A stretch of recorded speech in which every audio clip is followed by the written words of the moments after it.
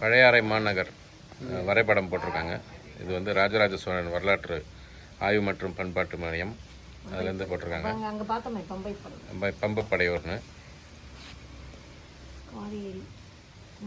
பொன்னியாறு அரசலாறு திருமலைராஜன் முடிகண்டான் தாராசுரம் இவ்வளோ பெரிய ஊர் தான் அது. கீழப்பறையா உடையாளூர். இப்போ நாம் நிற்கிறது வந்து இந்த உடையாளூர். தாராசுரம் சோழன் மாளிகை பம்பைப்படை வீடு வந்து கீழ்ப்பழையாறை வந்து நம்ம உடையாளூர் வந்துட்டோம். இங்கே வந்துட்டோம். இது இந்த ஸ்ட்ரெச் என்னன்னா இப்படி போனால் இங்கே திருவலஞ்சோழி. அது வந்து வெள்ளப்பிள்ளையார் வலப்பக்கம் இருக்குது. வெள்ளப்பிள்ளையார் இருக்கும். நுரையால் பண்ணப்பட்டதாக ஐதீகம் வந்து. அது வந்து இது சாமி மலை மலை மேலே. ஆமாம், சாமி மலை அப்படியே பக்கத்தில் போய்டும். அது இவ்வளோ பெரிய ஊராக தான் இருந்திருக்குது. ஆக்சுவலாக ராஜராஜ சோழன் பள்ளிப்படை தான் உடையாளூர் நம்ம இருக்கிற இடம் வந்து. இப்போது பட்டீஸ்வரன் பஞ்சவன் மாதேவி பள்ளிப்படை. அதாவது பட்டீஸ்வரர் துர்கையம்மன் ரொம்ப ஃபேமஸ். இப்போது இங்கே நம்ம இருக்கிறது கைலாசநாதர் கோயில். ஆமாம் ஆமாம் ஆமாம், குதிரைப்படை தான் இந்த ஊரில் இருந்திருக்கு. கைலாசநாதர் திருக்கோயில். அதில் இந்த ஊரில் தான் அவரோட சமாதியும் இருக்குது, ராஜராஜ சோழன் சமாதி. ஸ்டே பண்ணி கீழே டிக் பண்ணி இது வச்சிருப்பா. அது என்ன சொல்றது, குகைகள்லாம். அவ வந்து சேஃபா தங்கிறதுக்கு அந்த இதுன்னு சொல்லுவாங்க, ப்ரொடெக்ஷன். ஸோ இந்த சிவன் கோயில் ரொம்ப விசேஷம்.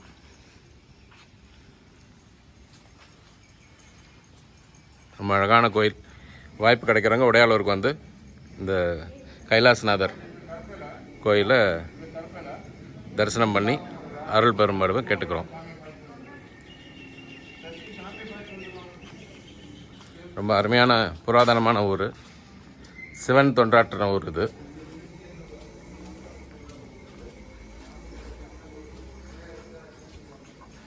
பைரவர்களுக்கு பஞ்ச பைரவர் அப்படின்னு சொல்லிட்டு இங்கே ஒன்று எஸ்டாப்ளிஷ் பண்ணியிருக்காங்க. குரு பைரவர், அசிதாங்க பைரவர், சொர்ணாகர்ஷ்ண பைரவர், வடுக பைரவர், சண்ட பைரவர். ஸோ பைரவர் வந்து சிவனோட அவதாரம். பிஸ்னஸ் பீப்புளுக்கு வந்து பைரவர் வழிபாடு ரொம்ப அளவில் ஹெல்ப் பண்ணுறதாக பேச்சு. தேய்பிறை அஷ்டமி ரொம்ப விசேஷம் பைரவர் வழிபாடில்.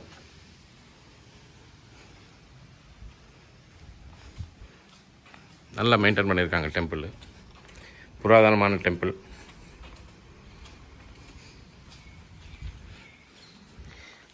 சாமியை கோயிலுக்குள்ளே திருவிழா நடத்துவது யானை.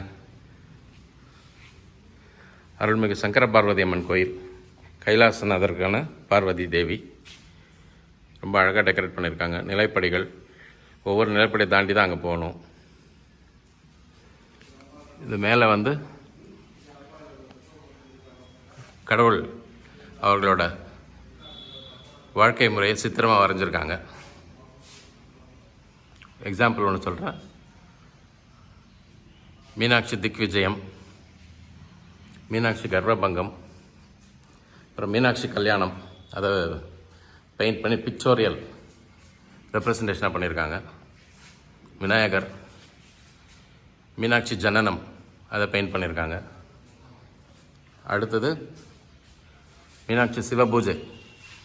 மீனாட்சி தேவி வந்து சிவனுக்கு ஒரு பூஜை நடத்துறதுக்கு அந்த சீனை பிக்டோரியல் ரெப்ரசன்ட் பண்ணியிருக்காங்க. அடுத்தது மீனாட்சி பட்டாபிஷேகம். இதெல்லாம் எவ்வளோ பெரிய ஆன்மீக தொண்டுன்னு பாருங்கள். பொதுமக்களுக்கு கடவுள்களை பற்றி விளக்குறாங்க. சிவன் டெம்பிள், நந்திகேஸ்வரர் இருக்கார்.